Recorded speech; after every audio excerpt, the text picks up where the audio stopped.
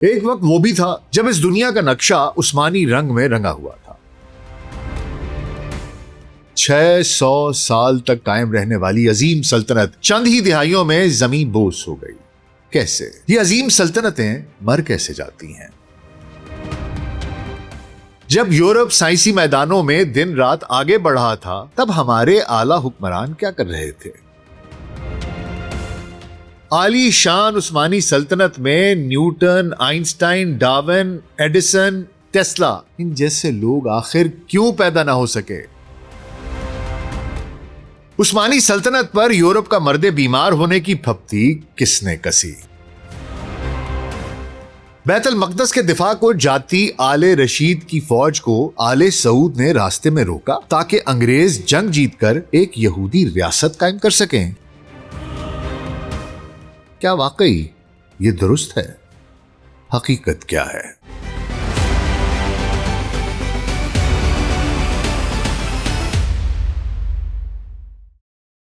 Global سچ pod cost doctor ناصر bag کے ساتھ ابھی خدمت میں حاضر ہیں جناب۔ السلام علیکم حضور، آج ذرا بات کرتے ہیں سقوط سلطنت عثمانیہ کی، اس کی حقیقت یعنی عظیم عثمانی سلطنت کے زوال اور خاتمے کی اصل وجوہات کی۔ اور آج ہم جانیں گے ایک اور بہت بڑی حقیقت۔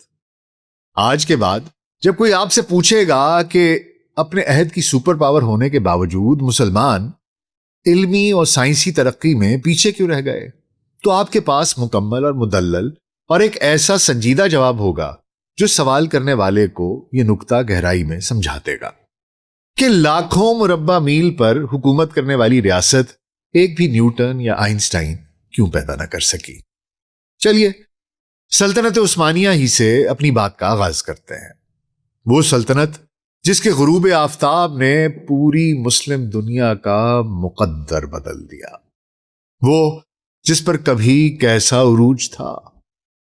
آپ تصور کیجئے ایک ایسی دنیا جہاں لندن، پیرس اور ویانا کے شاہی محلات میں بیٹھے بادشاہ ایک شخص کے نام سے لرز جاتے تھے، ایک ایسی سلطنت جس کے سپاہیوں کے گھوڑوں کی ٹاپیں یورپ کے قلب تک سنائی دیتی تھی، ایک ایسی طاقت جس کے پرچم تلے 3 بر اعظم جھکتے تھے اور جس کے سلطان کو کروڑوں مسلمان صرف ایک بادشاہ نہیں بلکہ خلیفہ اسلام سمجھتے تھے۔ یہ سلطنت عثمانیہ تھی، وہ سلطنت جس کے پاس مکہ تھا، مدینہ تھا، بیت المقدس تھا، دمشق تھا، بغداد تھا، قاہرہ تھا، بلقان تھا، اور وہ سمندر تھے جنہیں کبھی عثمانی جھیلیں کہا جاتا تھا۔ مگر پھر تاریخ نے ایک ایسا موڑ لیا کہ 600 سال تک قائم رہنے والی یہ عظیم سلطنت چند ہی دہائیوں میں زمیں بوس ہو گئی۔ آخر ایسا کیا ہوا؟ کیا عثمانیوں کو یورپ نے شکست دی؟ کیا انہیں عربوں نے دھوکہ دیا؟ کیا انگریزوں نے سازش کی؟ کیا آل سعود نے ان کے زوال میں کردار ادا کیا؟ یا پھر وہی ہوا کہ عظیم سلطنتیں ہمیشہ باہر سے نہیں بلکہ پہلے اندر سے مرنا شروع ہوتی ہیں؟ آج ہم انہی اہم ترین سوالوں کے جوابات جاننے والے ہیں۔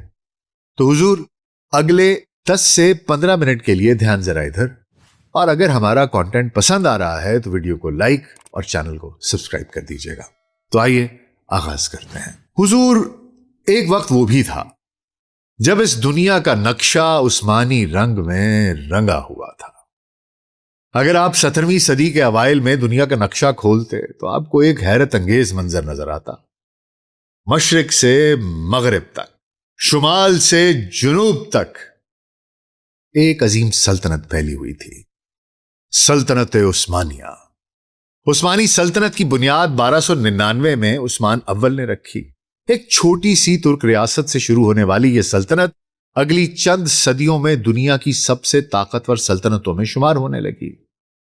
اس کا حقیقی عروج 16ویں صدی میں خصوصاً سلطان سلیمان عالی شان المعروف سلیمان دا میگنیفیسنٹ کے دور میں آیا۔ سلیمان دا میگنیفیسنٹ کے اوپر بھی ہم نے ایک پوری 3 پارٹ کی سیریز بنائی ہوئی ہے, آپ چاہیں تو وہ دیکھ سکتے ہیں. عثمان پہ بھی بنائی ہوئی ہے, ارطغرل پہ بھی بنائی ہوئی ہے, ایک پوری ہے. آپ چاہیں تو جا کر سلطنت عثمانیہ کا فولڈر دیکھ سکتے ہیں, وہاں پر یہ ساری کی ساری ویڈیوز موجود ہیں. تو حضور یہ وہ زمانہ تھا جب سلطنت عثمانیہ اپنے عروج پر تھی. موجودہ ترکی, یونان, Bulgaria, Serbia, Bosnia, Romania, Hungary کے وسیع علاقے, شام, عراق, فلسطین, حجاز, مصر, لیبیا, الجزائر, تیونس اور افریقہ اور یورپ کے بے شمار خطے عثمانی اقتدار کے تابع تھے. عثمانی سلطنت کا رقبہ تقریباً 55 لاکھ مربع کلومیٹر تک پہنچ چکا تھا. لیکن حضور اعداد و شمار کبھی عظمت کی مکمل کہانی نہیں سناتے. سلطنت عثمانیہ کی اصل طاقت اس کے رقبے میں نہیں بلکہ اس تصور میں تھی کہ پوری مسلم دنیا کا ایک سیاسی مرکز موجود ہے.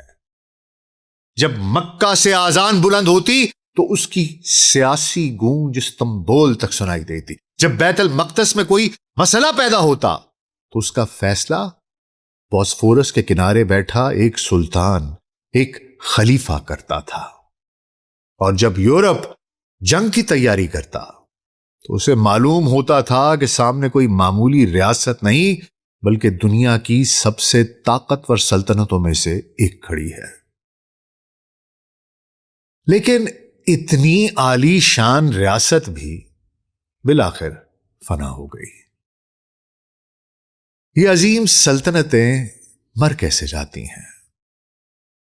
حضور تاریخ کا ایک عجیب اصول ہے. سلطنتیں اچانک نہیں مرتی. وہ پہلے تھک جاتی ہیں, پھر کمزور ہو جاتی ہیں, پھر اندر سے کھوکھلی ہو جاتی ہیں اور آخر میں صرف ایک دھکا انہیں گرا دیتا ہے. سلطنت عثمانیہ کے ساتھ بھی کچھ ایسا ہی ہوا. 17ویں صدی کے بعد عثمانی ریاست کے جسم میں کمزوری کے آثار نمودار ہونا شروع ہو گئے. وہ فوج جس نے قسطنطنیہ فتح کیا تھا آہستہ آہستہ اپنی جنگی برتری کھونے لگی. وہ حکمران جن کے فیصلے دنیا کی تقدیر بدل دیتے تھے درباری سازشوں اور اندرونی کشمکش میں الجھنے لگے. وہ خزانہ جو کبھی دنیا کے امیر ترین خزانوں میں شمار ہوتا تھا قرضوں کے بوجھ تلے دبنے لگا. اور سب سے بڑھ کر یہ کہ وہ دنیا جس پر عثمانی حکمران صدیوں سے حکومت کر رہے تھے اب بدل رہی تھی. یورپ میں سائنس جنم لے رہی تھی, فیکٹریاں بن رہی تھیں, بھاپ کے انجن دوڑ رہے تھے, بینک, صنعت, جدید فوجیں, توپیں, ریل گاڑیاں اور نئے نظریات دنیا کو بدل رہے تھے. لیکن سلطنت عثمانیہ وہ آہستہ آہستہ ماضی کی ایک عظیم یادگار بنتی جا رہی تھی. حضور یہاں ہم سب کے ذہنوں میں ایک بہت بنیادی اور بڑا اہم سوال اٹھتا ہے. جب یورپ سائنسی میدانوں میں دن رات آگے بڑھ رہا تھا تب ہمارے عظیم حکمران کیا کر رہے تھے؟ اس سوال کے جواب میں مزید کچھ سوالات جنم لیتے ہیں. کیا انہیں مذہب, سائنسی علم حاصل کرنے سے روک رہا تھا؟ کیا عثمانی حکمران عیاشی میں اتنے غرق تھے کہ انہیں بدلتی دنیا کے ساتھ چلنے کا ہوش ہی نہیں تھا؟ یا پھر کیا مسلمانوں کے ہاں ذہین بچوں نے پیدا ہونا ہی چھوڑ دیا تھا؟ آخر کیا وجہ تھی کہ 3 بر اعظموں پر پھیلی وہ ریاست جس کا دم کروڑوں مسلمان بھرتے تھے وہ بے مثال ریاست زمانے کی دوڑ میں اتنی پیچھے رہ گئی کہ منظر نامے سے ہی غائب ہو گئی؟ کیوں؟ آخر کیوں؟ یہ سوال دراصل سقوط سلطنت عثمانیہ کے پورے المیہ کا مرکزی سوال ہے. اور اس کا مختصر جواب یہ ہے کہ سلطنت عثمانیہ سائنسی ترقی میں اس لیے پیچھے نہیں رہ گئی کہ مسلمانوں میں ذہانت ختم ہو گئی تھی, اور نہ ہی صرف مذہب اس کی وجہ تھا. حقیقت اس سے کہیں زیادہ پیچیدہ اور شاید زیادہ دردناک ہے. حضور سب سے پہلے ہم دیکھ لیتے ہیں کیا مسلمانوں میں ذہین لوگ پیدا ہونا بند ہو گئے تھے؟ بالکل نہیں. یہ تصور ہی غلط ہے. کہ کسی قوم یا مذہب کے ماننے والوں میں اچانک ذہانت ختم ہو جاتی ہے۔ سچ تو یہ ہے کہ 16ویں 17ویں اور 18ویں صدی کے عثمانی معاشرے میں بھی ہزاروں ذہین، قابل اور تخلیقی افراد موجود تھے۔ مسئلہ ذہانت کی کمی کا نہیں، بلکہ ایسے نظام کی عدم موجودگی کا تھا جو اس ذہانت کو سائنسی اور صنعتی ترقی میں تبدیل کر سکے۔ تاریخ کا ایک تلخ اصول ہے، ذہین افراد تہذیب نہیں بناتے، ادارے تہذیب بناتے ہیں۔ ایسے میں یورپ اگر آگے نکل گیا اور عثمانی پیچھے رہ گئے تو اس کی ایک بنیادی وجہ یہ تھی، یورپ میں ایک فکری انقلاب آ گیا تھا اور عظیم ادارے بن گئے تھے۔ عثمانی دنیا میں ایسا کچھ نہ ہوا۔ ہم سبھی جانتے ہیں کہ 15ویں سے 18ویں صدی کے درمیان یورپ میں 3 بڑے انقلابات آئے: نشاط ثانیہ، رینیسانس، سائنسی انقلاب، سائنٹیفک ریولوشن، روشن خیالی، انلائٹنمنٹ۔ یورپ میں یہ تصور پیدا ہوا کہ فطرت کو سمجھنا، اس پر سوال اٹھانا، تجربہ کرنا اور پرانی اتھارٹی کو چیلنج کرنا جائز بلکہ ضروری ہے۔ مثلاً کوپرنیکس نے کہا کہ زمین کائنات کا مرکز نہیں ہے، گلیلیو نے چرچ سے اختلاف کیا، نیوٹن نے کائنات کے قوانین بیان کیے۔ حضور، عثمانی دنیا میں بھی ایسا نہیں کہ علم نہیں تھا، وہاں پر بھی علم تھا، لیکن وہاں ایسا ہماگیر فکری انقلاب پیدا نہ ہو سکا۔ تو کیا مذہب نے فکری ترقی کی راہ میں رکاوٹ کھڑی کی؟ اس نے روکا؟ یہ سوال بہت حساس ہے اور اس کا جواب ہاں یا نہیں میں دینا تاریخی طور پر درست نہیں ہوگا۔ ابتدائی اسلامی تاریخ میں تو صورتحال اس کے بالکل برعکس تھی۔ عباسی دور میں مسلمان ریاضی، فلکیات، طب، فلسفہ اور کیمیا میں دنیا کے رہنما تھے، لہذا یہ طے ہوا کہ اسلام بطور مذہب سائنسی ترقی میں کوئی مسئلہ نہیں تھا۔ لیکن یہ ضرور ہوا کہ عثمانی دور کے آخری حصوں میں بعض مذہبی حلقوں میں ایک رجحان پیدا ہوا کہ فلسفہ مشکوک ہے، بعض سائنسی مباحث غیر ضروری ہیں، اور روایتی دینی علوم کو دیگر علوم پر ترجیح حاصل ہونے لگی۔ یاد رہے کہ یہ رجحان صرف عثمانیوں میں نہیں تھا، یورپ میں بھی پادریوں نے کبھی سائنس کی مخالفت کی تھی۔ فرق صرف یہ تھا کہ یورپ نے بالآخر اس مزاحمت کو عبور کر لیا، جبکہ عثمانی معاشرے میں اصلاحات کی رفتار بہت سست رہی۔ پھر قصہ مختصر، اسلام جیسا دین فطرت اگر سائنس کے خلاف نہیں تھا تو کیا ہم اس لیے پیچھے رہ گئے کہ ہمارے سلاطین صرف عیاشیوں میں مصروف تھے؟ حضور، یہ بھی ایک مشہور لیکن جزوی طور پر درست تصور ہے۔ ہاں، بعض عثمانی سلاطین عیش و عشرت، حرم سرا، درباری سازشوں اور شاہانہ زندگی میں الجھے رہے، لیکن اصل مسئلہ یہ باہر طور نہیں تھا۔ تاریخ گواہ ہے کچھ حکمرانوں نے بڑے کام کرنے کی کوشش بھی کی۔ مثلاً سلطان سلیم ثالث نے فوجی اصلاحات کی کوشش کی، محمود ثانی نے جدید ریاست بنانے کی کوشش کی، عبد الحمید ثانی نے ریلوے، تعلیم اور مواصلات کے منصوبے شروع کیے۔ مگر جب تک یہ اصلاحات شروع ہوئیں، یورپ علمی اور صنعتی انقلاب کے ذریعے کئی صدیاں آگے نکل چکا تھا۔ حضور جانتے ہیں کہ ہمارے پیچھے رہ جانے میں اصل مسئلہ کیا تھا؟ شاید سب سے بڑا مسئلہ یہ تھا کہ عثمانیوں نے اپنی ابتدائی کامیابی کو مستقل برتری سمجھ لیا تھا۔ دراصل جب آپ مسلسل 300 سال تک دنیا کی سب سے طاقتور سلطنتوں میں شامل رہے تو آپ کے اندر ایک نفسیاتی کیفیت پیدا ہو جاتی ہے جو کہتی جاتی ہے کہ ہمیں دوسروں سے سیکھنے کی ضرورت نہیں ہے۔ ایک سپیریورٹی کمپلیکس آ جاتا ہے، جبکہ اسی دوران یورپ، قدیم یونان اور مسلمان فلسفیوں اور سائنسدانوں کی کتابیں ان سے مسلسل وہ سیکھتا چلا جا رہا تھا۔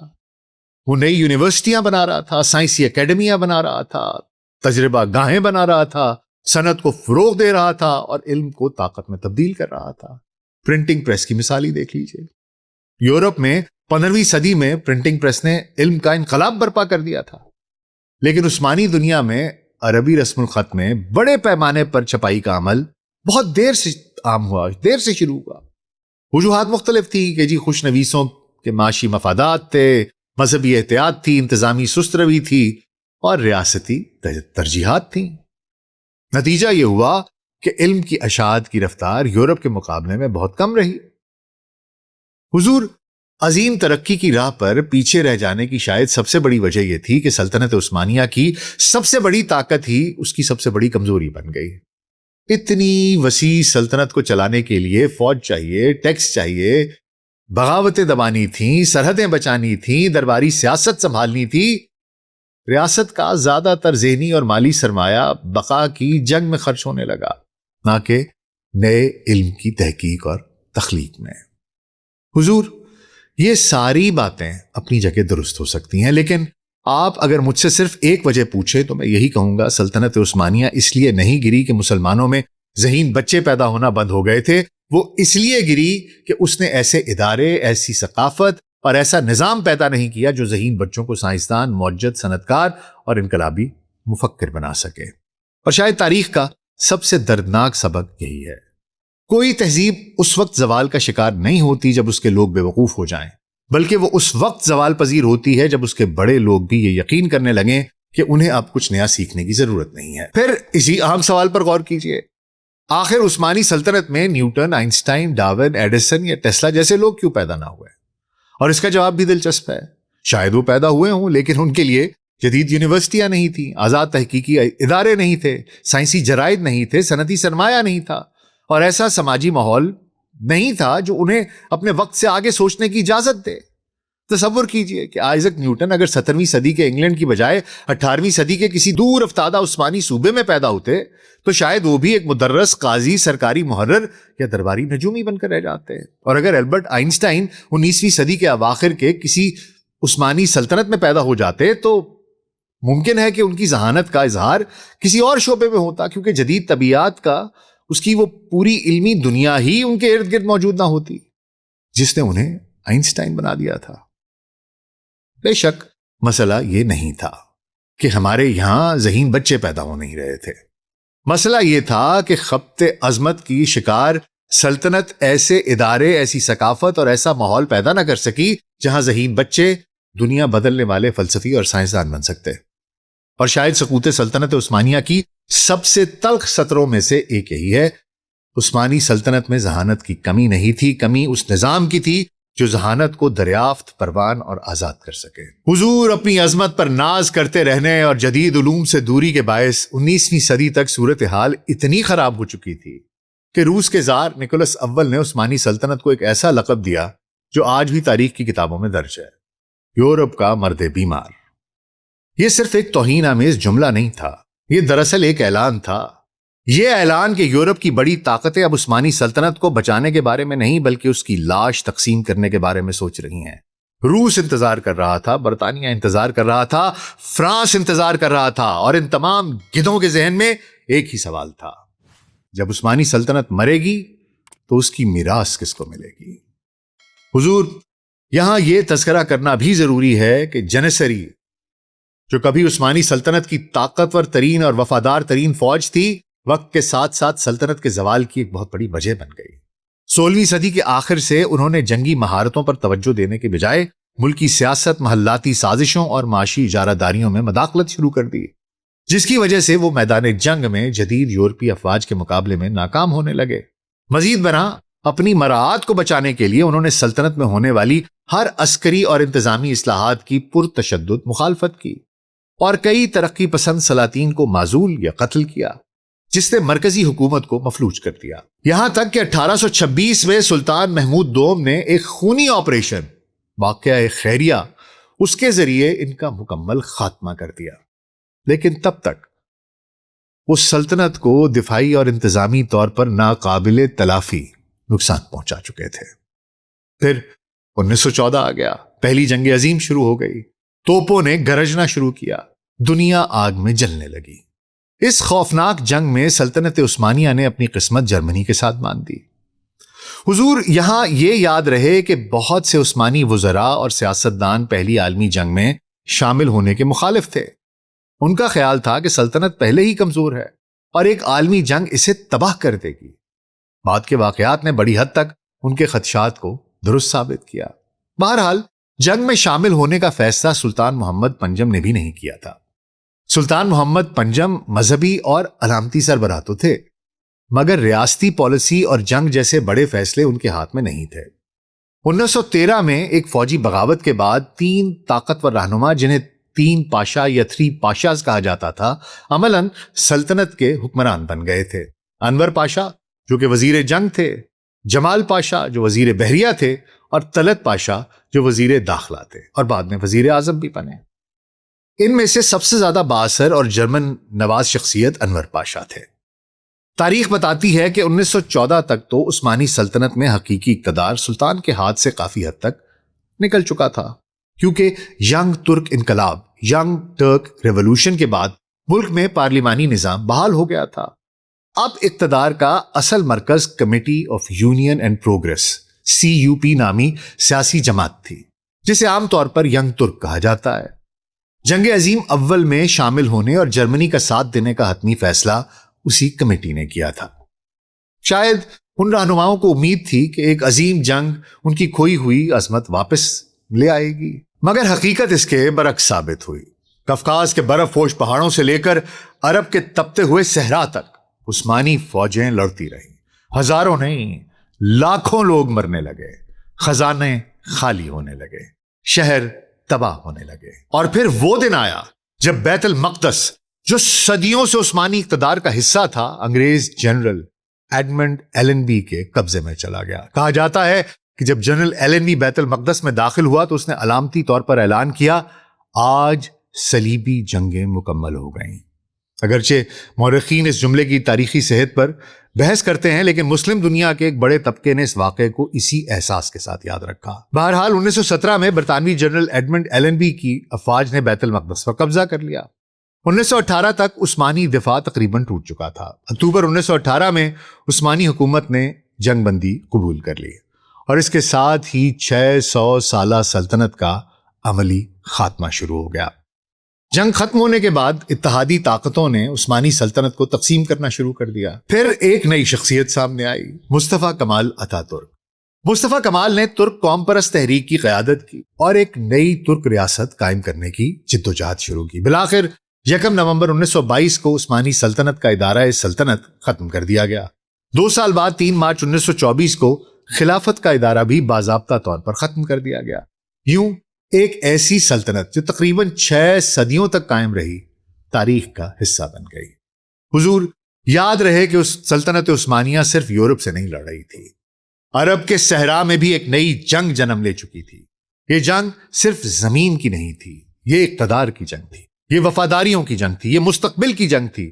ایک طرف خلافت عثمانیہ تھی، دوسری طرف عرب قوم پرستی ابھر رہی تھی۔ ایک طرف استنبول تھا، دوسری طرف عرب کے مقامی حکمران تھے جن کے اپنے خواب، اپنی خواہشات اور اپنی سیاسی مجبوریاں تھیں۔ اور انہی حالات میں 2 نام ایک بار پھر تاریخ کے مرکز میں آ گئے، آل سعود اور آل رشید۔ آل سعود اور آل رشید صحرا کے 2 دشمن، جیسا کہ گلوبل سرچ کے مستقل ویورز جانتے ہیں۔ آج کے سعودی عرب کے قیام سے پہلے عرب کے قلب یعنی نجد میں 2 بڑی طاقتیں آمنے سامنے تھیں، ایک طرف آل سعود تھی، دوسری طرف آل رشید تھی۔ آل رشید کئی مواقع پر عثمانی سلطنت کے اتحادی رہے تھے، جبکہ آل سعود اور عثمانیوں کے تعلقات طویل عرصے سے کشیدہ تھے۔ پھر صحرا سے ایک نوجوان ابھرا، عبدالعزیز ابن سعود۔ 1902 میں اس نے ریاض کو دوبارہ فتح کیا۔ اگلے 2 عشرے میں اس نے آہستہ آہستہ اپنے تمام مخالفین کو شکست دے دی۔ آخرکار 1921 میں آل رشید کی حکومت بھی ختم ہو گئی۔ لیکن کیا آل سعود نے عثمانیوں کو دھوکہ دیا؟ یہ وہ سوال ہے جو آج بھی لاکھوں لوگوں کے ذہن میں موجود ہے۔ کیا آل سعود نے انگریزوں کے ساتھ مل کر عثمانی سلطنت کے خلاف کام کیا؟ کیا آل رشید واقعی یروشلم کے دفاع کے لیے جا رہے تھے؟ اور کیا انہیں اسی دوران آل سعود نے بزور بازو روکا؟ یہاں تاریخ اور سیاسی بیانیہ ایک دوسرے میں گھل مل جاتا ہے۔ یہ حقیقت ہے کہ آل سعود، آل رشید اور عثمانیوں کے درمیان شدید سیاسی و عسکری کشمکش جاری تھی۔ یہ بھی حقیقت ہے کہ انگریز عرب کے مختلف گروہوں سے روابط قائم کر رہے تھے، لیکن یہ دعویٰ کہ آل رشید کی فوج براہ راست یروشلم کے دفاع کے لیے جا رہی تھی اور آل سعود نے انہیں اسی مقصد سے روکا کہ انگریز جیت کر ایک یہودی ریاست قائم کر سکے، یہ پریشان کن دعویٰ آج ہی مورخین کے درمیان متفقہ تاریخی حقیقت نہیں سمجھا جاتا، اس پہ اختلاف ہے۔ مگر ایک بات یقینی ہے، جب عرب، ترک، انگریز اور مقامی حکمران ایک دوسرے کے خلاف لڑ رہے تھے تو تاریخ کے افق پر ایک اور طوفان جنم لے رہا تھا، ایک ایسا طوفان جو نہ صرف سلطنت عثمانیہ کو بہا لے جائے گا بلکہ پورے مشرق وسطیٰ کا نقشہ ہمیشہ ہمیشہ کے لیے بدل دے گا۔ اور اس طوفان کا نام تھا عرب بغاوت۔ یہ عرب بغاوت کس نے شروع کی، کب کی اور کیوں کی، اور اس کا انجام کیا رہا؟ اسی دوران عرب کے صحرا میں سنہرے بالوں اور نیلی آنکھوں والے کس انگریز جوان کا ظہور ہوا؟ وہ پراسرار کردار جس پر ہالی ووڈ میں اسی کے نام سے ایک فلم بنی، جس نے اسے دنیا بھر میں ایک دیو مالائی کردار بنا کر رکھ دیا۔ مگر اس کردار کی اصل کہانی کیا ہے؟ وہ کون تھا، کہاں سے آیا، کیوں آیا، اور عثمانی سلطنت کے خاتمے میں در حقیقت اس کا ہاتھ کہاں تک تھا؟ پھر عثمانی خلافت کے خاتمے کا ایک اور کردار، ایک فتویٰ، ایک وہابی فتویٰ۔ عثمانی کافر ہیں اور انگریز اہل کتاب ہیں، لہٰذا انگریزوں کا ساتھ دینا جائز بلکہ واجب ہے۔ ایسا عجیب و غریب فتویٰ، حقیقت یا افسانہ؟ ان سب اہم سوالوں کے جوابات جاننے کے لیے اس سیریز کا پارٹ 2 دیکھیں گے، جو انشاءاللہ تعالیٰ آپ کی خدمت میں پیش کیا جائے گا۔ تب تک اپنا بہت خیال رکھیے گا، مجھے اجازت دیجیے، اللہ حافظ۔